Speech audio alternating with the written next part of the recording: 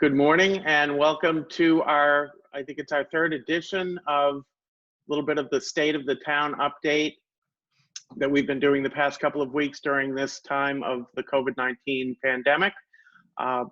Unfortunately, we had a little bit of a challenge with Facebook Live, so we are recording, but Cindy is still gonna feed us along some questions. That had to do with the Zoom service tightening up their systems a little bit because of hacking going on, and we're glad we don't have to deal with that. I'm going to start the meeting with a nice stretch, if that's okay with you guys. There we go. Yeah, there we go. Pick, are you all stretched out from last week? You're okay? Okay. I'm good. Started out on a positive note, right? We all got to keep moving. And as we've done in the past, I'd like to start out with some opening statements from each of you, and then we can get to the questions that come in from Cindy. And why don't we start with Jason? Okay, yeah, this is Jason, even though it says Kyle Wiley in the corner. I just realized that, so my apologies for that. But yeah, so thank you, Jack, again for allowing us to use this venue. It's really been a great way to communicate. So town business continues. We are we still are at a skeleton crew.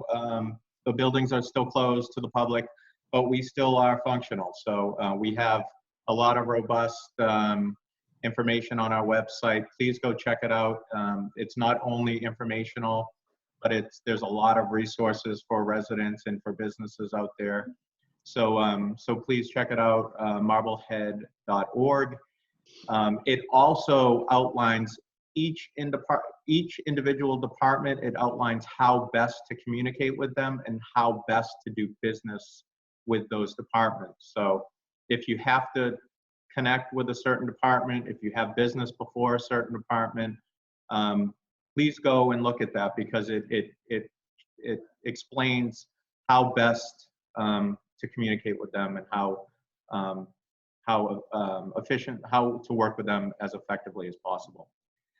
We also, Jack has been part of this, which I really appreciate it. There's been kind of a groundswell volunteer effort, mhdcrowd.com. We've started the work to recruit volunteers and then to match them with some volunteer work that we have to ensure that we're identifying needs in the community. It's been a really positive experience from what the feedback I've been receiving so far. Not only to be able to identify that need, but also there's been some phone calls that have gone out. And during these times when people are really isolated within their homes, a lot of people, just those simple phone calls and those simple social interaction between residents has been a really positive experience, and for some people very rewarding. So I'm glad that that's happening, and we're continuing to do that work and again match the need in the community with the volunteers that we have signed up. My understanding, the last count I got, there were almost 200, maybe we're over 200 now, but almost 200 people that had signed up to volunteer, which is an amazing amount, I think, in 2-3 days. So amazing work by the community once again, and demonstrates the type of community that Marblehead is.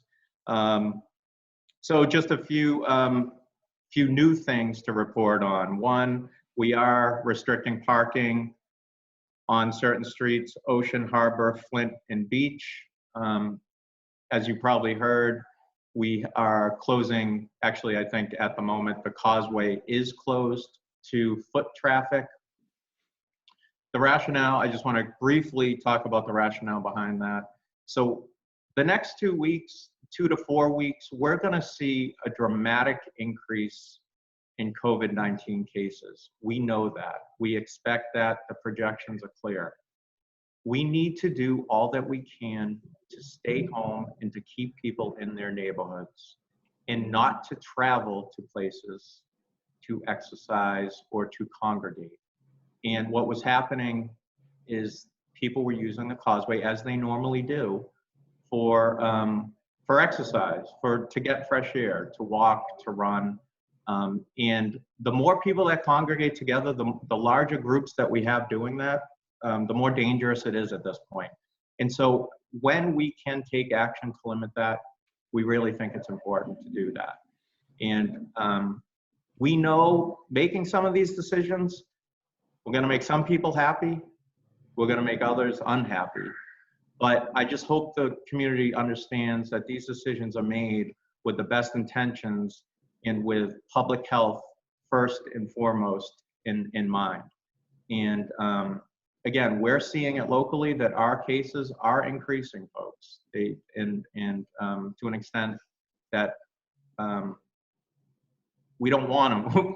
that is too high, and the same statewide. And we're going to continue to see that unless we really, really take action to modify behavior. You may have seen signage that's been installed. We are also putting together an social distancing ambassador program that some of you may have heard about. We are having volunteers and some staff have bright colored t-shirts that are really meant to be positive presences throughout some of the more the busier locations in town, so that if there are large gatherings, if there are people that aren't adhering to the practices that we are encouraging, at least there'll be a presence there. It'd be a friendly reminder, and if it's really dangerous behavior that is concerning, the police will be called to interrupt that behavior. And lastly, just quickly, the Board of Selectmen this week postponed town meeting to June 29th. They also, the board also authorized town council to pursue a reduction in the quorum requirement. It's typically 300. The vote the Board of Selectmen took would allow a reduction to 30. And that's kind of where we're at from a townwide perspective. As this continues and as things change, they're going to change, I promise. We're going to have to adapt and continue to make decisions with the best interests of the town and the town's residents in mind. And, you know, really, really encourage people to adhere to the social distancing, to stay home if you can. If you need exercise, I totally understand. Stay in your neighborhood and do it, and really try to reduce the number of trips of traveling that you're taking. Thanks. Jason, just let me touch base on a couple of those things, if you don't mind, with you. The folks, the Marblehead.org website, there's been a lot of effort put into really good public information that's going on there. Updates from different departments, updates from the state, resources of what restaurants are open and delivering in town. Check it out. Jason's led a really good effort in that regard. With regards to the MHD Proud volunteer website, it's been a pleasure to work on, but I want to give a couple of quick shout outs definitely to the Council on Aging, to you, Jason, as the town administrator. Within a couple of days, Peter Schalk was building us a website. Emmett McNulty was working behind the scenes and setting up some of our technical stuff. We have a data entry team that's dealing with procedures and making sure that we do things, follow up with people the right way. We've reached a lot of seniors. The initial group of volunteers that did a lot of initial phone calls, the Rotary clubs, town officials. It's really been a great, you know, no surprise to Marblehead, it's been a great team effort. But back to the original source of the Marblehead.org website, folks, please be sure to use that.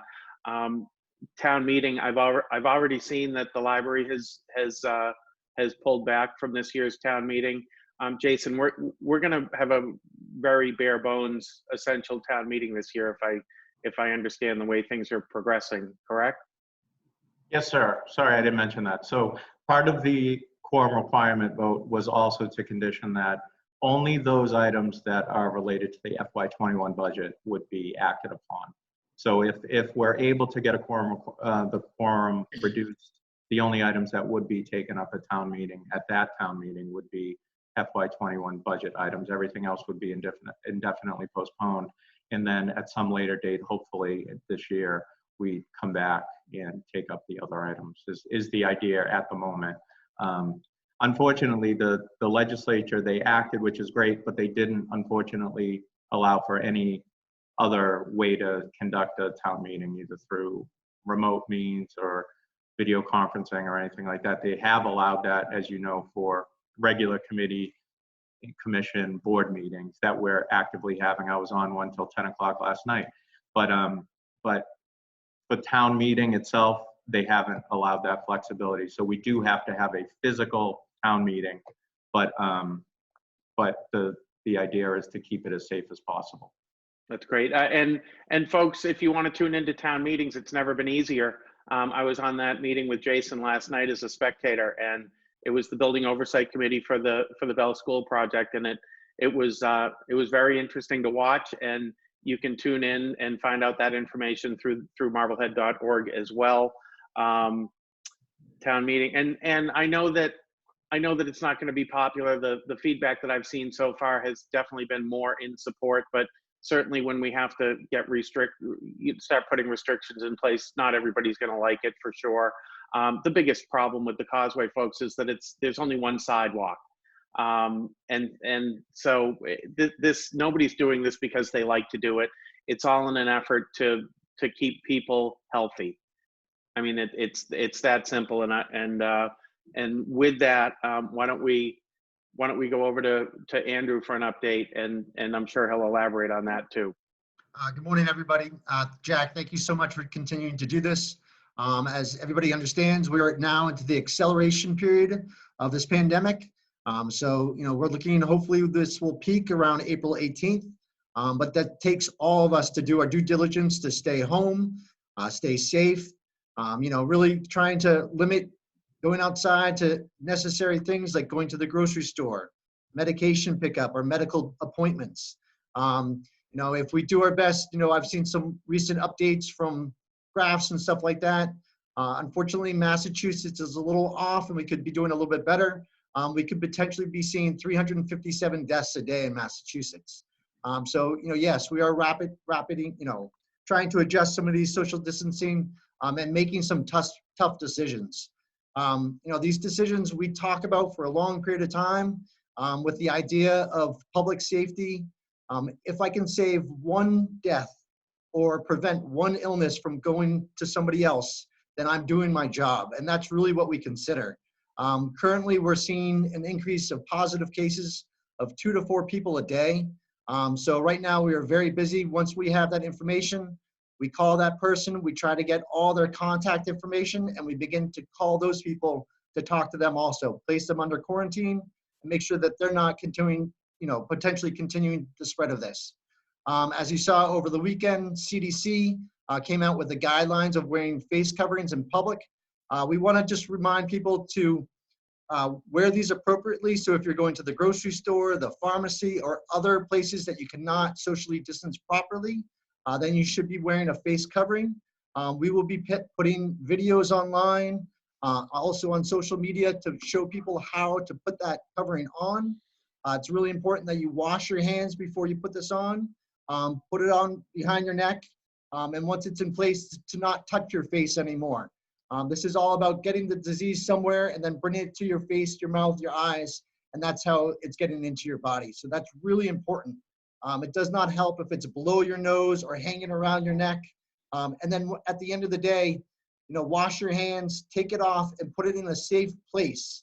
If it's multiple family, put it on the table on a clean paper towel with your name, so you know that that's yours. So yes, we'll be putting out guidelines on how to put that on properly.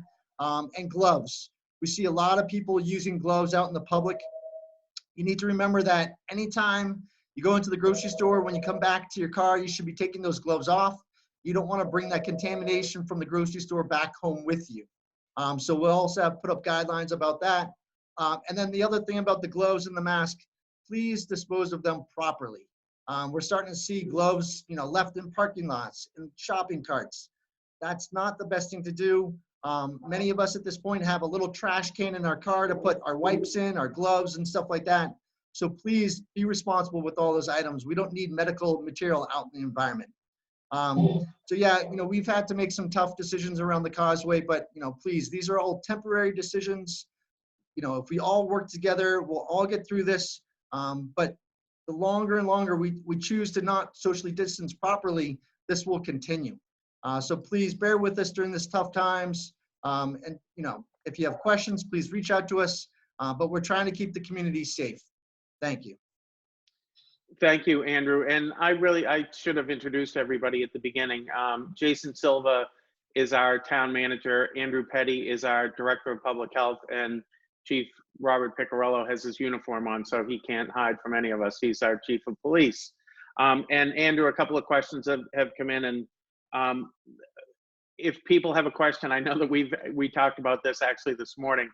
If people have a question about essential businesses, should they just shoot you an email, or what's the best procedure on that? Yeah, really shoot us an email. The phone rings off the hook, so we're not always able to answer the phone.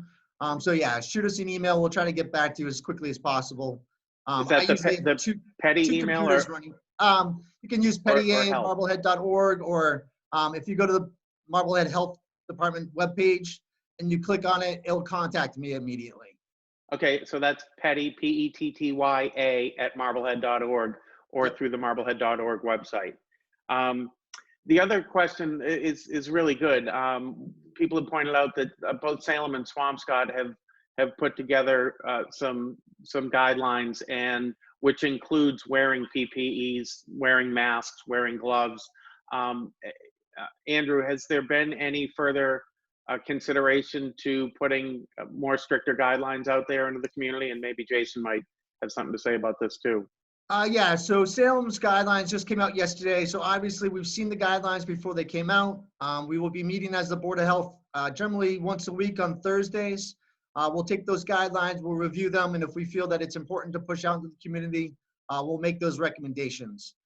We have pushed out recommendations to grocery stores, pharmacies, where people are congregating, about social distancing, creating aisles that maybe go one way to try to keep people apart.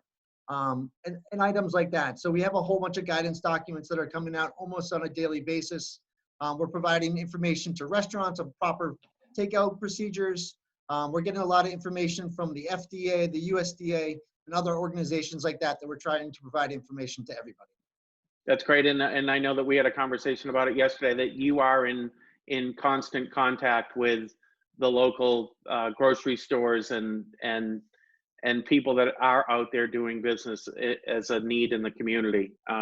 So I really thank you very much for that. And one more thing that Judy Jacoby asked me about this morning was, folks, the fact that the CDC is recommending that we wear cotton masks out in public, and any sort of PPE that you happen to wear does not change anything. Don't let it lull you into complacency. Don't let it convince you that you can stand right next to your neighbor. These are all additional precautions that can be taken to make everybody safer. Because you have those gloves and that mask on, you still can't go over to your friend's house and have a glass of wine together. You're just going to drag that home with you. So please stay home, stay safe. Social distancing really needs to be the most important thing right now. But yeah, just because you have that glass and that mask and gloves on, you need to be, keep your 6 feet away as much as possible. Excellent. And correct me if I'm wrong, Andrew, but if we're about to look at a peak, we've come up to, we're projecting, nobody knows, we're projecting that we're coming up to a peak. We've got to do the same thing on the other side, right? So that we got to be very, very, this isn't just going to be a light switch and go off and it all poof goes away. We have to be very careful about how we continue this. We have to maintain our social distancing, and we might see another, we call it waves. So we could be in the first wave. There might be a second wave. There could be a third wave. This is a very new virus that we're dealing with. Obviously, we're looking to China and other countries that have kind of come through this for guidance. So yeah, it's very possible that we get through this first wave and then it's going to continue to come back, unfortunately. And this is why you're being so cautious and so proactive with the things that you're doing every day. I know I've said it before. Nobody's here to do things out of inconvenience. They're doing things out of protection. So thank you, all of you. Bob, a little bit of an update, and maybe talk about the the monitor program and what we're just trying to do to support the community and keeping everybody apart a little as much as we can. Sure. So first, again, thanks. I echo the thanks for you doing this, Jack. This is a great forum. I would just mention a couple of things. One is, you know, I think all of these decisions that come out that you see changes, it should be known that, you know, nobody's just sitting around deciding that this is what's going to happen. There's a tremendous amount of thought that goes into these, a lot of discussion back and forth. And we come to what we think is the very best thing to try to keep everybody healthy. And as Andrew rightfully points out, to save lives. So that's really important. And overall, I have to say, I think we've all seen a tremendous amount of cooperation from the public. And I think that has to be called out, that, you know, for the most part, everybody's been very cooperative and done what we've asked them to do, and very little pushback, I think. As far as the ambassador program goes, that was, you know, a thought we had about just having people that were out and highly visible in these orange shirts that show them as social distance ambassadors. You know, the theory being that if you know you're being watched, you tend to, or if somebody's around, you tend to probably look at yourself, maybe look around, geez, am I doing this right? Maybe I could be a couple of more feet away, or it's that concept. They're not going to encounter people. They're not supposed to, you know, talk to people and get close and try to get into it in some sort of engagement with people. That's left to us to do. And if there's an issue that arises, and I don't believe there will be, then they have access to police officers who won't be too terribly far away that can come and help. But it's just that it's almost like you could look at it like the speed limit sign that tells you how fast you're going when you're going down the street, and it causes you to look at your speedometer and say, oh, geez, I could go a little slower. When you see the social distance monitor, it just causes you to think and look around you and say, you know, maybe I could do this a little better. I'm glad you know, it's that visual reminder to check yourself. That's really what the thought behind it. And hopefully it'll make an impact. And folks, these are actual people that have signed up to volunteer through the MHD Proud website.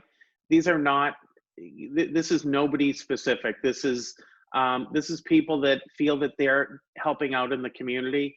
And I know that we're constantly going to have a wide, and probably more so the more we get into it, we're going to have a wide range of opinions on pretty much everything we can do. I'm glad we're able to do this meeting so that we can actually put a face on the people that are making the decisions in the town, because I think that helps.